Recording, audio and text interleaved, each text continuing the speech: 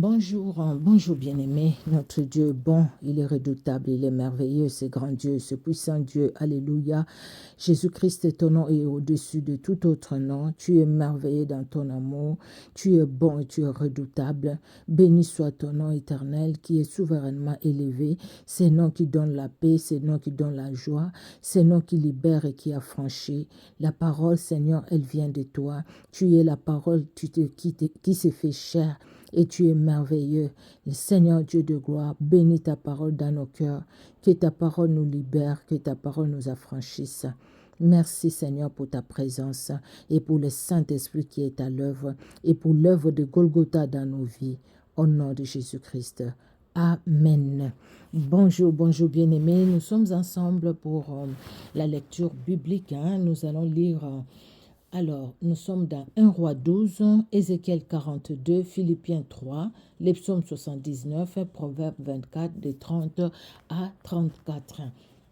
Nous commençons, bien-aimés, par 1 Roi au chapitre 12. Nous avons nos Bibles, nos smartphones, nous écoutons la parole de Dieu, nous plongeons nos regards aussi dans la parole de Dieu. Amen. Que Dieu nous fasse du bien au travers de sa parole. 1 Roi 12. Le premier livre des rois, chapitre 12. Roboam se rendit à Sichem, car tout Israël était venu à Sichem pour le faire roi. Lorsque Jéroboam, fils de Nébat, eut des nouvelles, il était encore en Égypte où il s'était enfui loin du roi Salomon, et c'était en Égypte qu'il demeurait. On l'envoya appeler. Alors Jéroboam et toute l'assemblée d'Israël vinrent à Roboam et lui parlèrent ainsi. Ton père a rendu notre joug dur. Toi, maintenant, allège cette rude servitude et le joug pesant que nous a imposé ton père, et nous te servirons. Il leur dit, allez et revenez vers moi dans 3 jours. Et le peuple s'en alla. Le roi Roboam consulta les vieillards qui avaient été auprès de Salomon son père pendant sa vie, et il dit, que conseillez-vous de répondre à ce peuple? Et voici ce qu'ils lui dirent. Si aujourd'hui tu rends service à ce peuple, si tu leur cèdes et si tu leur réponds par des paroles bienveillantes, ils seront pour toujours tes serviteurs. Mais Roboam laissa le conseil que lui donnaient les vieillards, et il consulta les jeunes gens qui avaient grandi avec lui et qui l'entouraient. Il leur dit, que conseillez-vous de répondre à ce peuple qui me tient ce langage? Allège le joug que nous a imposé ton père. Et voici ce que lui dirent les jeunes gens qui avaient grandi avec lui. Tu parleras ainsi à ce peuple qui t'a tenu ce langage.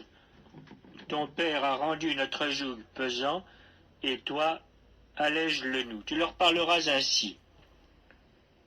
Mon petit doigt est plus gros que les reins de mon père. Maintenant, mon père vous a chargé d'un joug pesant, et moi je vous le rendrai plus pesant. Mon père vous a châtié avec des fouets, et moi je vous châtierai avec des scorpions. Jéroboam et tout le peuple vinrent à Roboam le 3e jour, suivant ce qu'avait dit le roi. Revenez vers moi dans 3 jours. Le roi répondit durement au peuple. Il laissa le conseil que lui avaient donné les vieillards, et il leur parla ainsi d'après le conseil des jeunes gens.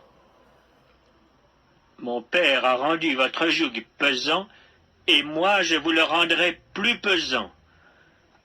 Mon père vous a châtiés avec des fouets, et moi je vous châtierai avec des scorpions. Ainsi le roi n'écouta point le peuple, car cela fut dirigé par l'Éternel, en vue de l'accomplissement de la parole que l'Éternel avait dite par Achija de Silo à Jéroboam, fils de Nébat. Lorsque tout Israël vit que le roi ne l'écoutait pas, le peuple répondit au roi, « Quelle part avons-nous avec David? Nous n'avons point d'héritage avec le fils d'Isaïe. À tes tentes, Israël. Maintenant, pourvois à ta maison, David. » Et Israël s'en alla dans ses tentes. Les enfants d'Israël qui habitaient les villes de Juda furent les seuls sur qui régna Roboam. Alors le roi Roboam envoya Adoram qui était préposé sur les impôts. Mais Adoram fut lapidé par tout Israël et il mourut. Et le roi Roboam se hâta de monter sur un char pour s'enfuir à Jérusalem. C'est ainsi qu'Israël s'est détaché de la maison de David jusqu'à ce jour. Tout Israël, ayant appris que Jéroboam était de retour, ils l'envoyèrent appeler dans l'assemblée et ils le firent roi sur tout Israël. La tribu de Juda fut la seule qui suivit la maison de David. Roboam, arrivé à Jérusalem, rassembla toute la maison de Juda et la tribu de Benjamin, 180 000 hommes d'élite propres à la guerre, pour qu'ils combattissent contre la maison d'Israël, afin de la ramener sous la domination de Roboam, fils de Salomon. Mais la parole de Dieu fut ainsi adressée à Shemaja, homme de Dieu. Parle à Roboam, fils de Salomon, roi de Juda, et à toute la maison de Juda et de Benjamin, et au reste du peuple. Et dis-leur, ainsi parle l'Éternel. Ne montez point, et ne faites pas la guerre à vos frères, les enfants d'Israël. Que chacun de vous retourne dans sa maison, car c'est de par moi que cette chose est arrivée. Ils obéirent à la parole de l'Éternel, et ils s'en retournèrent selon la parole de l'Éternel. Jéroboam bâtit Sichem sur la montagne d'Éphraïm, et il y demeura. Puis il en sortit et bâtit Pénuel. Jéroboam dit en son cœur, « Le royaume pourrait bien maintenant retourner à la maison de David. Si ce peuple monte à Jérusalem pour faire des sacrifices dans la maison de l'Éternel, le cœur de ce peuple retournera à son Seigneur, à Roboam, roi de Juda, et ils me tueront et retourneront à Roboam, roi de Juda. » Après s'être consulté, le roi fit 2 veaux d'or, et il dit au peuple, « Assez longtemps vous êtes montés à Jérusalem. Israël, voici ton Dieu qui t'a fait sortir du pays d'Égypte. » Il plaça l'un de ses veaux à Béthel, et il mit l'autre à Dan. Ce fut là une occasion de péché. Le peuple alla devant l'un des veaux jusqu'à Dan.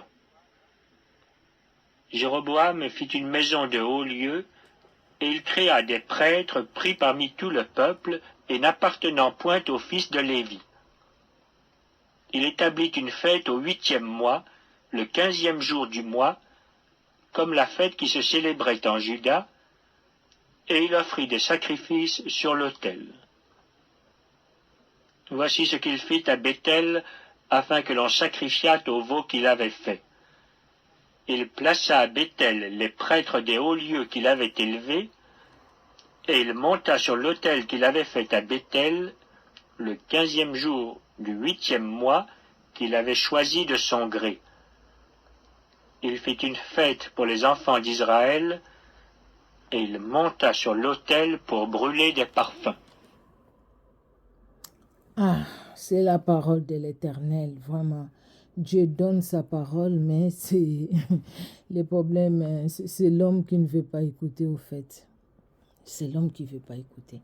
Tout ce que Dieu a fait pour Jéroboam, comment il lui a parlé, mais regardez, le cœur de l'homme, c'est compliqué, hein?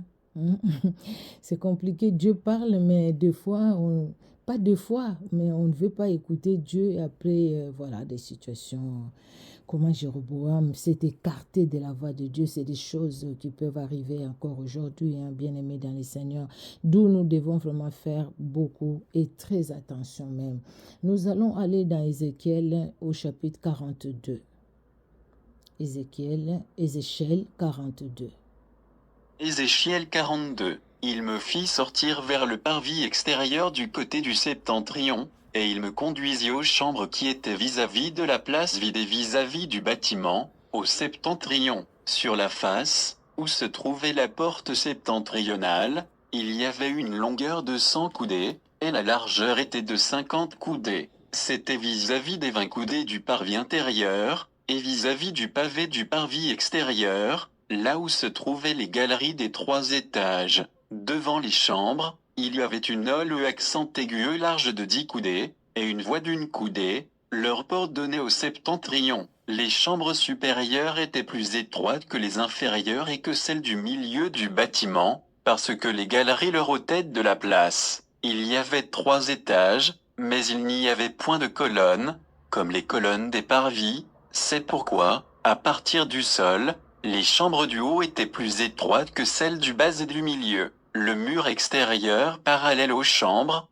du côté du parvis extérieur, devant les chambres, avait 50 coudées de longueur, car la longueur des chambres du côté du parvis extérieur était de 50 coudées. Mais sur la face du temple il y avait 100 coudées. Au bas de ces chambres était l'entrée de l'Orient, quand on y venait du parvis extérieur. Il y avait encore des chambres sur la largeur du mur du parvis du côté de l'Orient, vis-à-vis de la place vide et vis-à-vis du bâtiment. Devant elle, il y avait une aule à accent aigu, comme devant les chambres qui étaient du côté du septentrion. La longueur et la largeur étaient les mêmes, leurs issues, leur disposition et leurs portes étaient semblables. Il en était de même pour les portes des chambres du côté du midi. Il y avait une porte à la tête de l'allée accent aigu, qui se trouvait droit devant le mur du côté de l'Orient, par où l'on y entrait. Il me dit, les chambres du septentrion et les chambres du midi, qui sont devant la place vide, ce sont les chambres saintes, où les sacrificateurs qui s'approchent de l'Éternel mangeront les choses très saintes. Ils y déposeront les choses très saintes, les offrandes, les victimes présentées dans les sacrifices d'expiation et de culpabilité, car le lieu est saint. Quand les sacrificateurs seront entrés, ils ne sortiront pas du sanctuaire pour aller dans le parvis extérieur, mais ils déposeront là les vêtements avec lesquels ils font le service, car ces vêtements sont saints. Ils en mettront d'autres pour s'approcher du peuple. Lorsqu'il eut achevé de mesurer la maison intérieure, il me fit sortir par la porte qui était du côté de l'Orient, et il mesura l'enceinte tout autour. Il mesura le côté de l'Orient avec la canne qui servait de mesure, et il y avait tout autour 500 cannes. Il mesura le côté du septentrion avec la canne qui servait de mesure, et il y avait tout autour 500 cannes. Il mesura le côté du midi avec la canne qui servait de mesure, et il y avait 500 cannes. Il se tourna du côté de l'Occident, et mesura 500 cannes avec la canne qui servait de mesure. Il mesura des 4 côtés le mur formant l'enceinte de la maison, la longueur était de 500 cannes, et la largeur de 500 cannes. Ce mur marquait la séparation entre le saint et le profane. Alléluia. Que Dieu soit honoré pour sa parole. Notre Dieu est merveilleux. Nous allons dans le livre de Philippiens. Nous sommes dans Philippiens, oui. Philippiens au chapitre 3. Nous allons écouter aussi, bien-aimés, en suivant avec nos Bibles. Philippiens chapitre 3. Épître de Paul aux Philippiens, chapitre 3. Au reste, frères, réjouissez-vous dans le Seigneur. Je ne me lasse point de vous écrire les mêmes choses, et pour vous cela est salutaire. Prenez garde aux chiens. Prenez garde aux mauvais ouvriers. Prenez garde aux faux circoncis. Car les circoncis, c'est nous, qui rendons à Dieu notre culte par l'Esprit de Dieu, qui nous glorifions en Jésus-Christ, et qui ne mettons point notre confiance en la chair. Moi aussi, cependant, j'aurai sujet de mettre ma confiance en la chair. Si quelque autre croit pouvoir se confier en la chair, je le puis bien davantage, moi, circoncis le 8e jour, de la race d'Israël, de la tribu de Benjamin, hébreu, né d'hébreu, quant à la loi, pharisien, quant au zèle, persécuteur de l'Église, irréprochable à l'égard de la justice de la loi. Mais ces choses qui étaient pour moi des gains, je les ai regardées comme une perte à cause de Christ. Et même, je regarde toutes choses comme une perte à cause de l'excellence de la connaissance de Jésus-Christ mon Seigneur, pour lequel j'ai renoncé à tout, et je les regarde comme de la boue, afin de gagner Christ, et d'être trouvé en lui, non avec ma justice, celle qui vient de la loi, mais avec celle qui s'obtient par la foi en Christ, la justice qui vient de Dieu par la foi, afin de connaître Christ et la puissance de sa résurrection et la communion de ses souffrances, en devenant conforme à lui dans sa mort, pour parvenir, si je puis, à la résurrection d'entre les morts. Ce n'est pas que j'ai déjà remporté le prix, ou que j'ai déjà atteint la perfection, mais je cours pour tâcher de le saisir, puisque moi aussi j'ai été saisi par Jésus-Christ. Frère, je ne pense pas l'avoir saisi, mais je fais une chose, oubliant ce qui est en arrière, et me portant vers ce qui est en avant. Je cours vers le but, pour remporter le prix de la vocation céleste de Dieu en Jésus-Christ. Nous tous donc qui sommes parfaits, ayons cette même pensée. Et si vous êtes en quelque point d'un autre avis, Dieu vous éclairera aussi là-dessus. Seulement, au point où nous sommes parvenus, marchons d'un même pas. Soyez tous mes imitateurs, frères, et portez les regards sur ceux qui marchent selon le modèle que vous avez en nous. Car il en est plusieurs qui marchent en ennemis de la croix de Christ. Je vous en ai souvent parlé, et j'en parle maintenant encore en pleurant. Leur fin sera la perdition. Ils ont pour Dieu leur ventre. Ils mettent leur gloire dans ce qui fait leur honte. Ils ne pensent qu'aux choses de la terre. Mais notre cité à nous est dans les cieux, d'où nous attendons aussi comme sauveur le Seigneur Jésus-Christ, Amen. qui transformera le corps de notre humiliation en le rendant semblable au corps de sa gloire, par le pouvoir qu'il a de s'assujettir toutes choses. Alléluia. Gloire au Seigneur Jésus-Christ. Alléluia. Soyez tous mes imitateurs, frères, et portez les regards sur ceux qui marchent selon les modèles que vous avez en nous. Car il y en a plusieurs qui marchent en ennemi de la croix, en ennemi de la croix de Christ. Je vous en ai souvent parlé et j'en parle maintenant encore en pleurant. Leur fin sera la perdition. Ils ont pour Dieu leur ventre. Ils mettent leur gloire dans ce qui fait leur honte. Ils ne pensent qu'aux choses de la terre. Mais notre cité à nous est dans les cieux, d'où nous attendons aussi comme sauveur le Seigneur Jésus-Christ. Alléluia. Nos regards fixés vers le ciel, nos regards fixés vers Jésus-Christ. Les choses de ce monde passeront. La Bible, c'est la vérité. Alléluia. Nous allons aller dans les livres des psaumes. Nous allons aller, dans les livres des psaumes, psaume 79. Alors, les psaumes 79, psaume d'Asaph. Ô Dieu, les nations ont envahi ton héritage. Elles ont profané ton saint temple. Elles ont fait de Jérusalem un monceau de pierres. Elles ont livré les cadavres de tes serviteurs en pâture aux oiseaux du ciel, la chair de tes fidèles aux bêtes de la terre. Elles ont versé leur sang comme de l'eau tout autour de Jérusalem. Il n'y en a eu personne pour les enterrer. Nous sommes devenus un objet d'opprobre pour nos voisins, de moquerie et de risée pour ceux qui nous entourent. Jusqu'à quand, Éternel, t'irriteras-tu sans cesse et la colère s'embrassera-t-elle comme les feux? Répands ta fureur sur les nations qui ne te connaissent pas et sur les royaumes qui n'invoquent pas ton nom. Car on a dévoré Jacob et ravagé sa demeure. Ne te souviens plus de nos iniquités passées, que tes compassions viennent en hâte au-devant de nous, car nous sommes bien malheureux. Secours-nous, Dieu de notre salut, pour la gloire de ton nom. Délivre-nous et pardonne nos péchés à cause de ton nom. Pourquoi les nations diraient-elles, où est leur Dieu? Qu'on sache en notre présence parmi les nations que tu venges le sang de tes serviteurs, les sangs répandus. Merci Seigneur Jésus-Christ. Que les gémissements des captifs parviennent jusqu'à toi. Par ton bras puissant, sauve ceux qui vont périr. Rends à nos voisins, cette fois, dans leur sein, les outrages qu'ils t'ont faits, Seigneur. Et nous, ton peuple, les troupeaux de ton pâturage, nous te célébrerons éternellement, de génération en génération. Nous publierons tes louanges. Amen, amen, amen.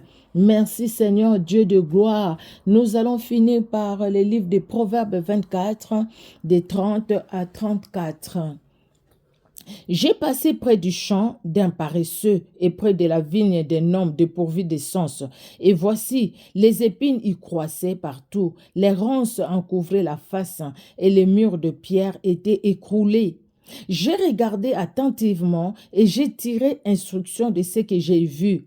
Un peu de sommeil, un peu d'assoupissement, un peu croiser les mains pour dormir, et la pauvreté te surprendra comme un rôdeur, et la disette comme un homme en armes. Alléluia. Merci Seigneur Jésus-Christ pour ta parole. Merci Père, parce que c'est le Saint-Esprit qui nous aide, qui nous fait comprendre ta parole et qui nous aide Seigneur à la mettre en pratique. Merci de bénir tout un chacun, bénis aussi chaque membre de nos familles. Au nom de Jésus-Christ. Amen. Amen, amen. On se donne rendez-vous pour la prochaine lecture biblique. Que Dieu vous bénisse sur Facebook, sur YouTube. Que Dieu étende sa main puissante dans chacune de vos vies, de nos vies à tous. Amen. Soyez bénis. Au revoir.